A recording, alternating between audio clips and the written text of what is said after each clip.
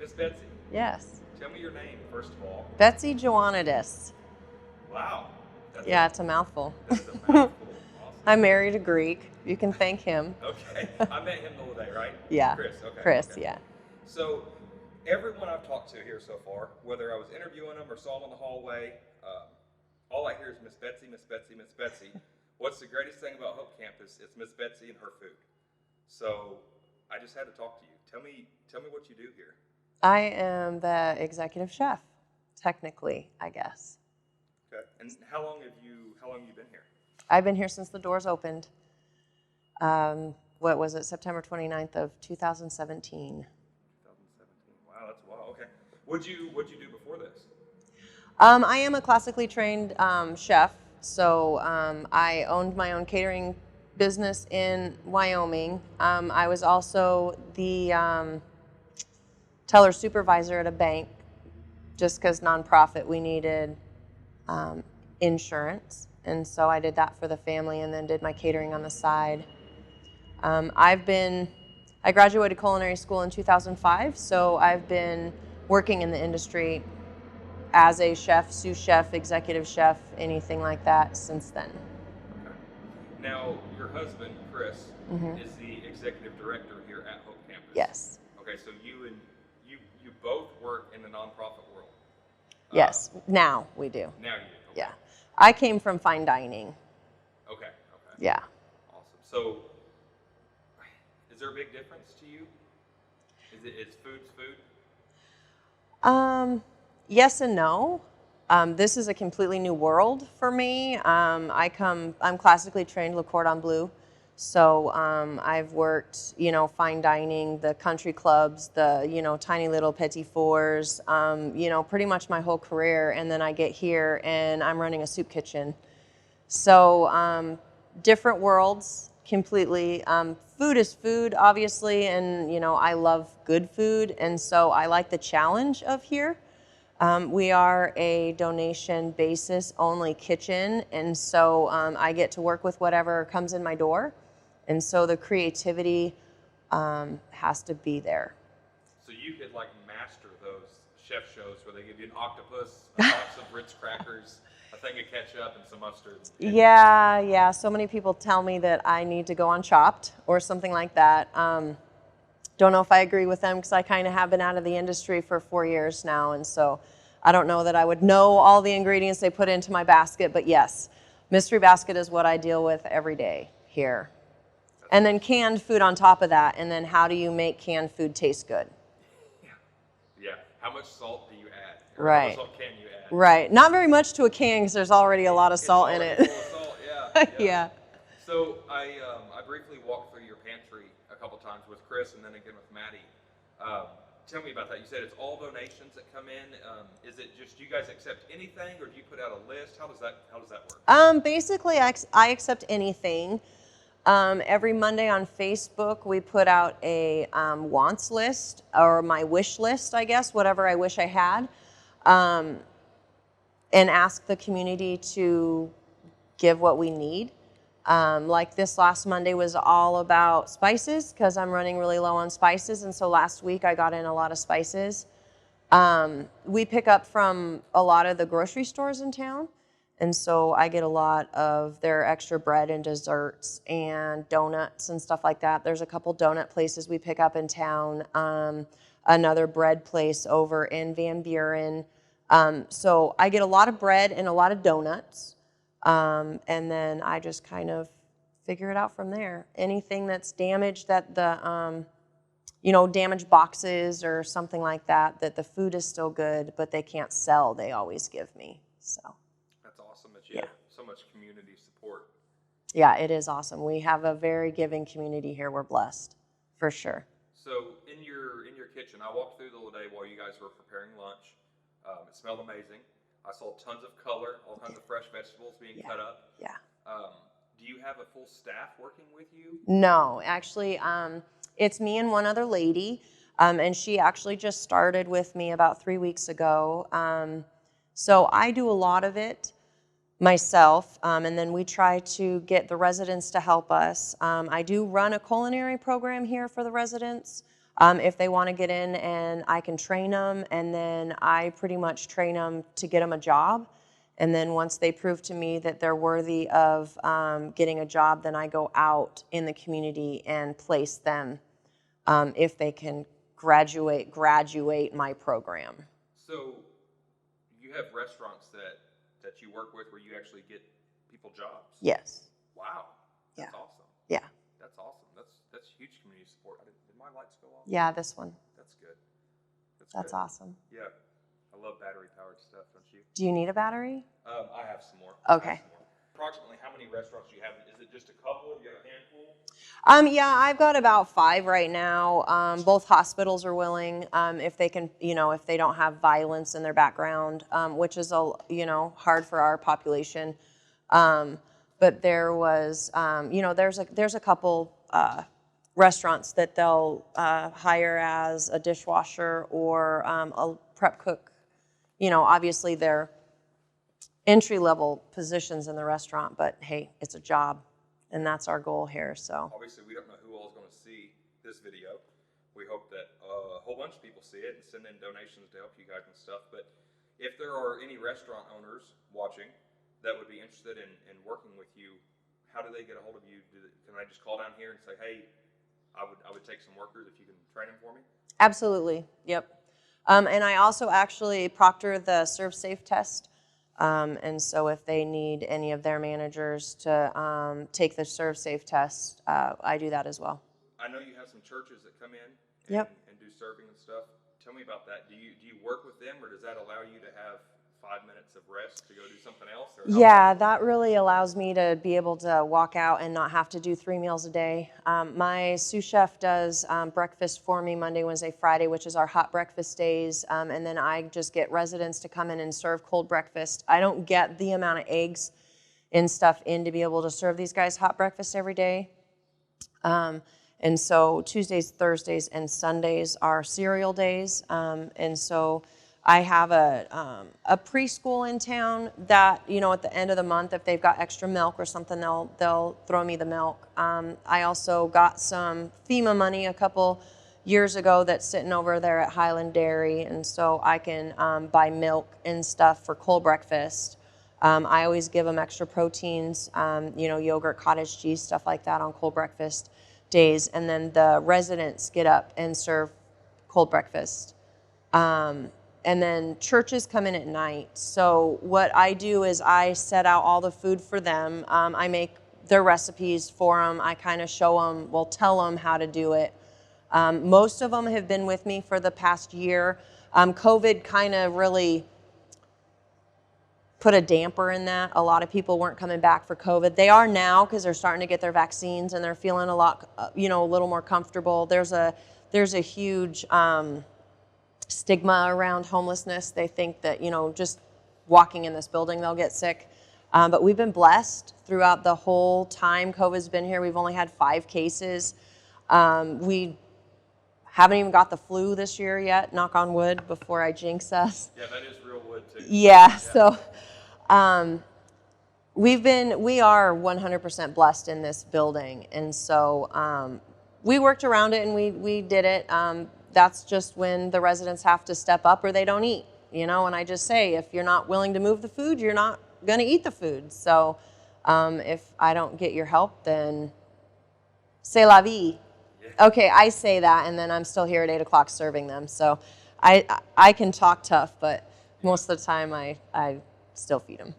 People with a generous heart generally don't have a clock on that heart. Right, right. The generosity doesn't end at 5. Yeah, I think right now we only have like 4, maybe 5 nights. This week is the 5th week of the month, and so I don't have anyone on the 5th weeks of the month, and so I'm doing dinner for them. But usually what I do is I'll cook it all, I'll get it all ready, I'll get my servers to come serve it for me, and then I'll walk out and then go home and cook for my family.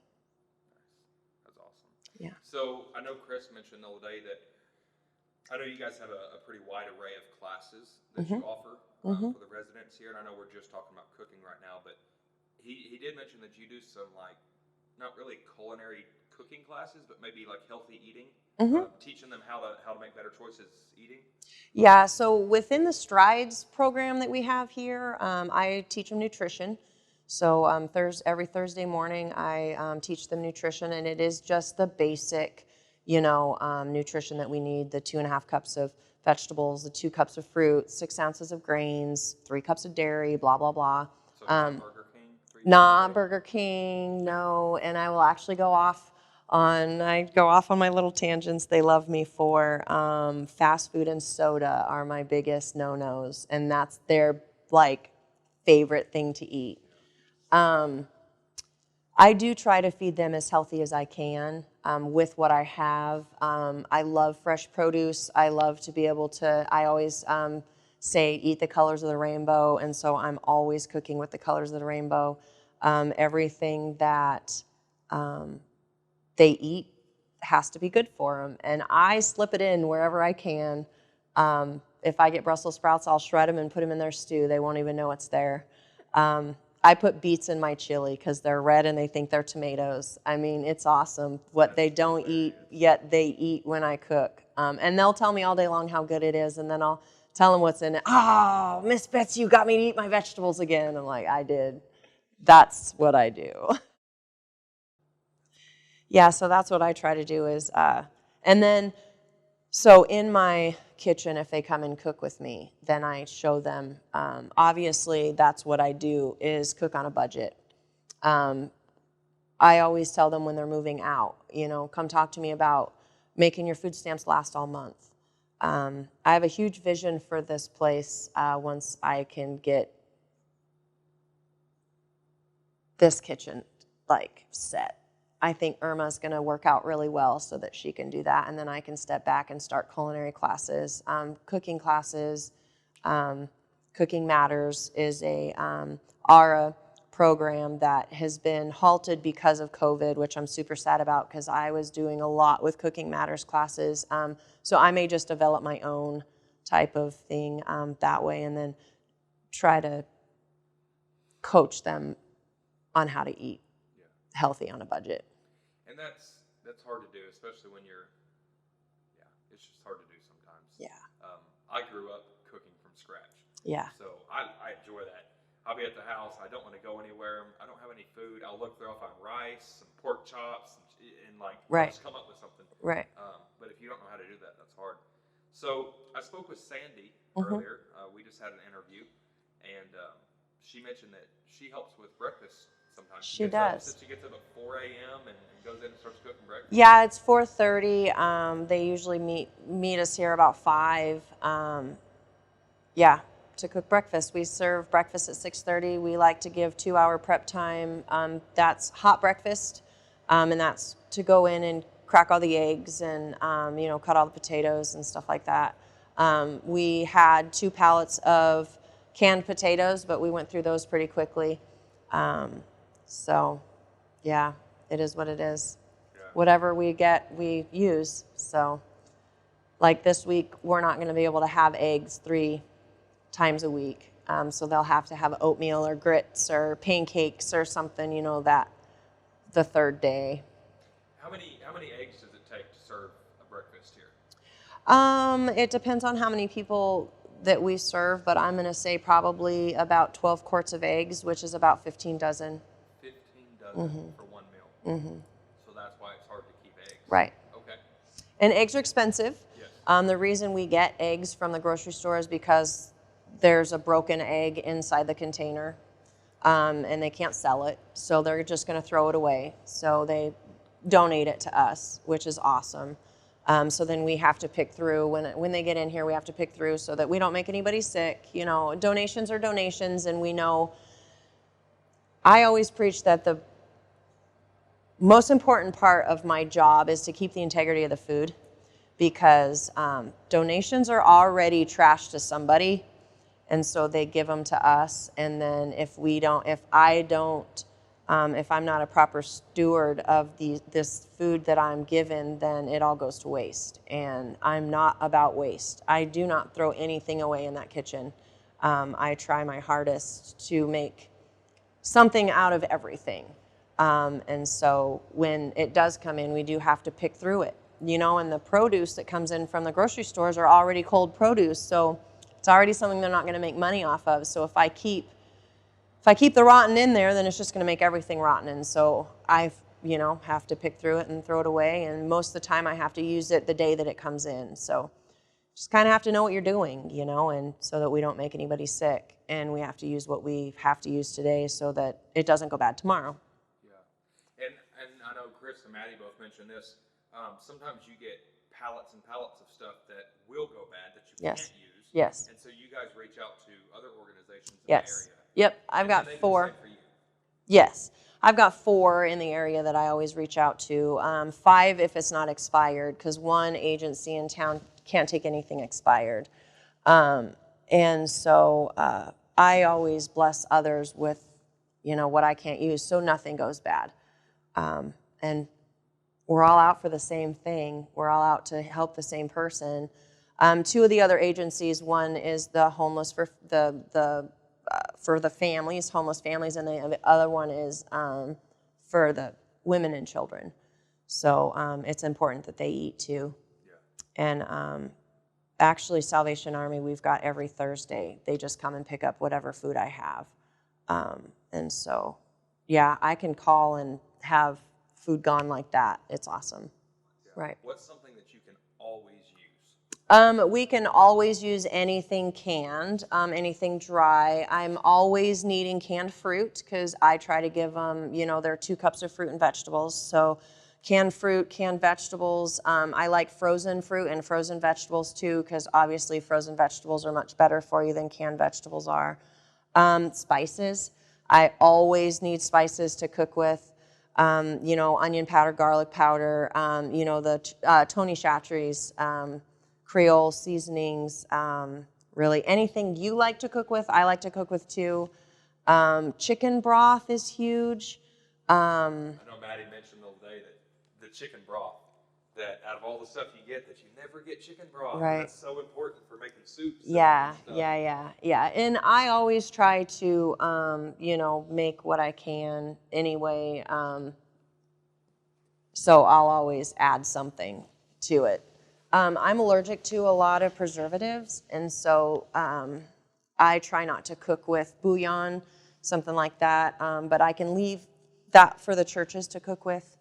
So we do get donations of that in, and so they're able to make chicken broth from a chicken bouillon cube. I just can't use it because once I make it, I like to taste it, and so, but it gets used for sure. You mentioned you're allergic to that. Do you guys, when you take people in, if they have allergies, are you able to work around like peanut allergies and stuff like that? Yes. Now, if it's an allergy, I take allergies very serious. If it's a dislike, unfortunately, I have to cook for the mass, not the individual. We actually have a resident here now that's allergic to pineapple, bananas, and cinnamon. And so I make a lot of fruit parfaits. We got 8 cases of bananas donated last week from one of the grocery stores on Monday, so it was like bananas all week. That's another thing is I got a pallet of kale, so they had kale every meal for a week. Kale again, Miss Betsey, kale again. I'm like, it's so good and it's so good for you, and I did it 14 different ways. They're like, it's so good. I said, I know, I told you it was good. This isn't kale. I'm like, it is. Just eat it, you'll like it. They're funny. Yeah. I love it. So the first time I came here, I walked through the kitchen with Chris. There's a baby sitting in the baby carriage. Yeah. We're at a homeless shelter. There's a baby, and he walks by and he goes, yeah, that's my kid. And I kind of chuckled and walked on, and 100% thought he was joking. No. Until 20 minutes later when he starts talking about how his wife is the chef, and he's like, yeah, that's why I was cool with my kid just sitting on the floor. So you have your children, or your child? Yeah. We've actually raised all 3 of our kids in a homeless shelter. Our daughter is 11. She goes to Fairview.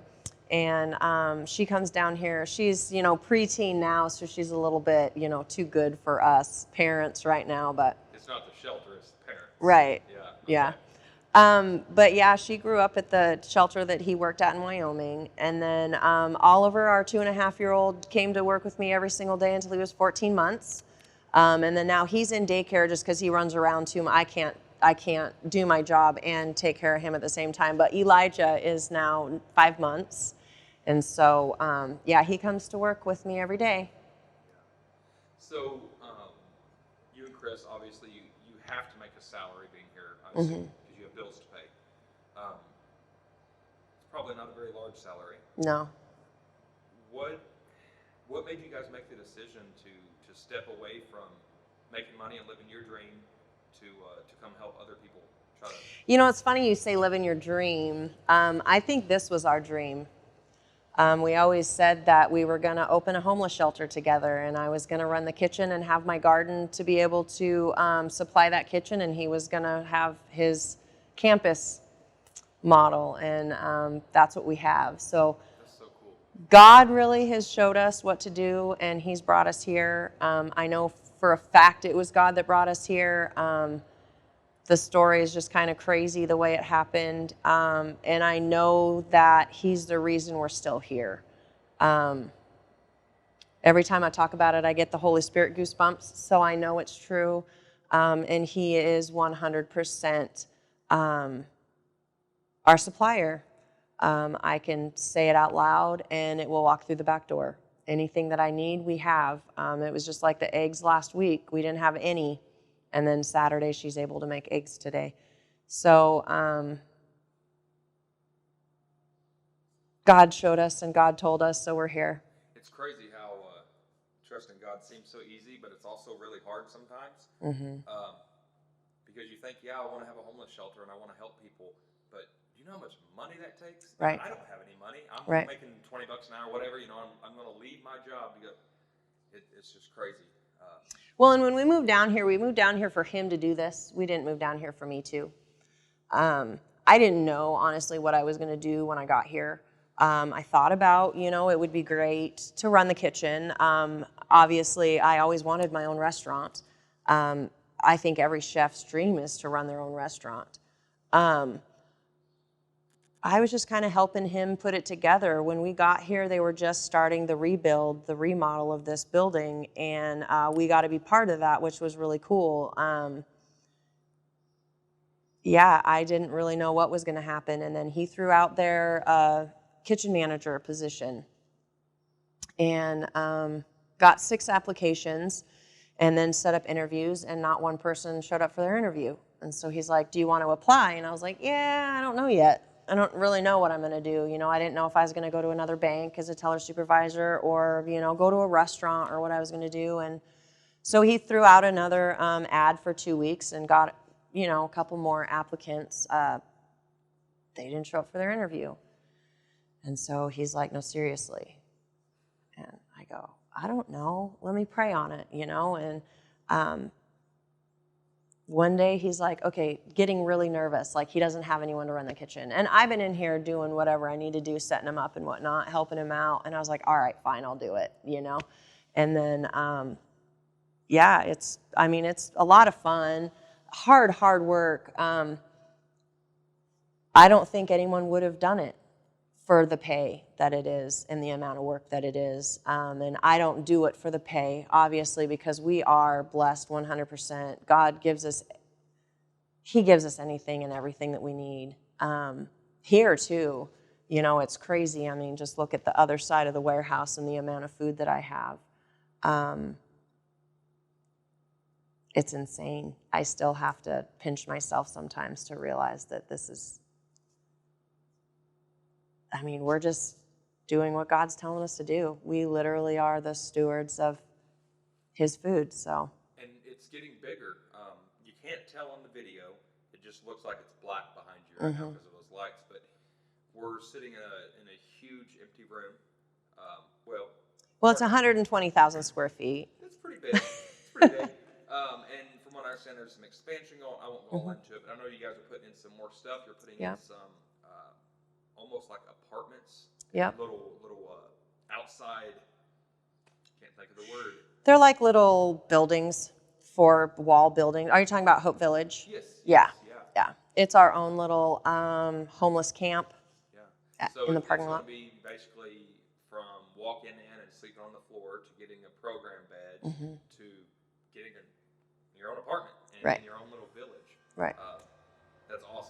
Yeah. My husband he's amazing. Again, doing exactly what God's telling him to do. And I just, very proud of where we're going. I was actually talking to one of the board members the other day, not realizing, because I'm in my own little world in the kitchen. And he had actually said that we're in our 10-year plan already. So in the 10 years that they had planned for this place, my husband's in his 4th year already doing what he's supposed to be doing in 10 years. That's crazy. Which that speaks volumes. it really does. And I mean, God's so good. I just still blows my mind. Tell me where we're at right now. Like, what did this building used to be? I think this was Riverside Furniture That's what I keep hearing. Factory or something. Building number 1 or something. Yeah. So people in Ft.Smith might know what that. If they don't know where Hope Campus is, Yeah. maybe they knew where. Yeah, where Riverside Furniture was. Mm-hmm. That's awesome. So do you guys have? I know you said you have the restaurants that work with you, and the churches. But beyond that, you guys have quite a bit of community support as far as like donations coming in. Oh yeah. Our community is very giving. Like I said, if we post on Facebook, I posted last week that I needed specific spices, and they all came in this week. Some days peanuts and some days shells. Some days there's a lot and some days there's nothing, But, we can't expect, for what we get is awesome. Like, I'm just so happy every time. And people make fun of me all the time because of how excited I get when donations come in. It's like Christmas to me, and I get to pick through them and see what I get to make a meal out of. And I get really excited, and then they kind of like, she's kind of weird like that. Well, I am weird like that because it's exciting to get food. Yeah, but then at dinner time, they're excited. They are excited when they're eating a New York strip steak, for sure. Yeah, John. Fickler? Yes. Yeah. Interviewed him a while ago, and we were talking about the food. He said, "Yeah, it's good." He goes, "They don't serve us steak in here." Well, no, wait, yeah, sometimes we do get steak. I thought that was funny. I got 2 pallets of New York strip steaks, and so I've made them steak to order twice, and then I cut up the steak and make, beef peppered steak. Last Thursday they got beef pepper steak. I had a bunch of sirloin chopped steaks, the little steakies things that restaurants use. Tyson called me a year ago, January, and said, "I've got 19 pallets of steak I can't use." And I was like, "Excuse me, what?" Yeah. Do you have a freezer I can put them in? Exactly. So that's when I call my community partners and say, "Hey guys, come in with me on this. Do you have a place?" And then so through a friend of a friend of a friend of a friend, we've got ARS down over here, Arkansas Refrigerated Services or whatever it's called, and they're holding pallets of steak for us. And so each agency put in, it took us $300 to rent the refrigerated truck to go over to Oklahoma to pick it up. And there was 4 of us agencies, and so every agency paid $100. So we were able to give the driver a $100 incentive tip, whatever, to go over and get it. And they held it for us until we went through it. And so each agency got 5 pallets of steak. So that was pretty cool. Yep, for $100. That's awesome. Yeah. That is awesome. It's beyond awesome. The phone calls I get it's insane. There is no other person other than God that is running this place. Like, I can't say it enough. Like, all glory goes to him. Yeah. I literally am a steward. I just do what he tells me to do. Yeah. That's how it works out. If you try to do it on your own, I found that it doesn't work out. Yeah, very well. right? Well, and the whole series at church right now is all about the tithe. And, we go through all that in the Bible of, Matthew and, the story of the guy who just builds bigger barns, and that's how it is here. I have to be a good steward of what he gives me, and it goes through me. So I'm just doing what he tells me to do. And I'm excited because he's given me this huge vision for the future of this place, and because I'm a catering license. Oh, wow. And so I'm going to start catering and then we can use the the profits from catering to go back into Hope Campus. Are you thinking that you might be able to use some of the residents to? I'm going to try to pull it into the day treatment, absolutely, and then make it part of the culinary training. That'd be a cool thing for them to be out in public, Yep. and for the public to see them. Yep. Yeah, that'd be awesome. There's something that's very comforting about feeling normal, even if it's just for a minute. Right. Not that anybody really wants to be normal. Right. But sometimes we think we do. Right. So. Well, and I want these guys to do just as well as anybody else does. We want it more than they want it, which is half the battle. I want so badly when I pull a resident into my kitchen for them to work. I had one in last week that was perfect. He's had restaurant experience. I don't even have to train him. He knows I can say hotel pan. He can go get one. And then he's caught smoking weed on the front porch and he gets kicked out. It's like, so the struggle's real. Yeah. But what do you do? Just keep on trucking. Yep. Yeah. I just know that I'm going to show up every day. And if I don't show up, they don't eat. Yeah. So I'm going to continue to show up every day. People counting on you. Right, I do. I don't think this month, because the stimulus checks have really hurt us, our numbers. I don't think that I'll do 10,000 meals this month, but last month I was at 11,057 meals. The last 3 months I've done more than 11,000 meals. So that's a lot. That's great. That's the campus. Yep. Yeah. Yep. Yep. That's great. So that's all 3 meals all month. Yeah. Yeah. And do you guys, are you here on the weekends too? Yep. Yeah, we're the only agency that feeds on the weekends, actually. But I mean, you though. Yes. So you're here 7 days a week. Yes, my new assistant this weekend was the first weekend she worked for me. But yeah, I actually haven't had a day off since January 3rd, when I lost my other assistant. So my assistant that comes in does weekends for me when they're comfortable. So this weekend was the first weekend she did for me, but she'll start taking over weekends. So yes, I will get time off now. That'd be nice. Oh yeah, especially since I have a family that hasn't seen me in 3 months. Yeah. Chris is with the kids on the weekends. Yeah. I guess while you're here. Yeah. My goodness. All right, Miss Betsey. Well, I won't keep you any longer. Is there anything that you want to add? I don't We know. just talked about the kitchen. We'll talk again another day when Okay. you have some time. I'd love to go into all that the campus does. Maybe sit down with you and Chris both. Yeah, for Great. sure. After you get a couple weekends off. Right. Sleep. But anyway, if there's anything else you want to add, feel free. No, I don't really know. Okay, well, There's a lot that goes on, so. yeah. If people want to make donations to you, whether it be cash, food, whatever, what's the best thing to do? Is it call here? Just come down with stuff? What's the best thing to do? The best thing to do, if it's like cash or money, go onto our website and tithe with us that way. If you just can't figure out what to do, you can always do like $5 a month or $10 a month. I mean, that's huge to us. When you see that I'm feeding for a penny a plate, that's actually not true. I'm actually feeding for less than penny a plate. I've done more than 400,000 meals and I haven't even spent $2,000. And Maddie actually would know the exact number there, but it's less than penny a plate. So those panhandlers on the street, please don't give to them. They've all come through us. We know exactly who they are. We're actually trying to get them housed. But instead of giving them $5, give us $5 and send them to me and I'll feed them all day long. We'll rehabilitate them, we'll house them, we'll get their laundry taken care of. There's everything in this building that they need. So there's zero reason for you to give them cash on the street. Yeah, if you want to tithe with us through the website, you can do every month or you can do a one-time thing. That's just riverviewhopecampus.org. And then our Facebook page, obviously, is something to follow. That's our biggest needs. Like right now is when she's going to be posting those.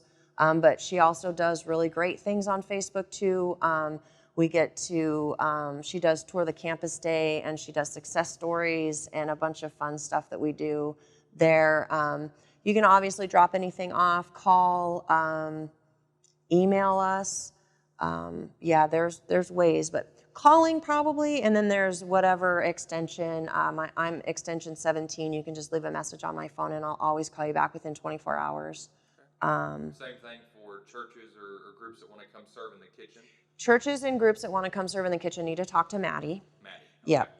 And then she's better at that than, I mean, I know my empty days on the calendar, but I'm busy doing other things, and that's pretty much her job. So, yeah, she'll be able to do that much better than me. Yeah.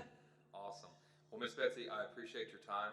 Don't go anywhere yet. I'm gonna take a real quick picture of you, and then you'll be done. You can go cook some good food. All right. Cool. Thank you. Thank you.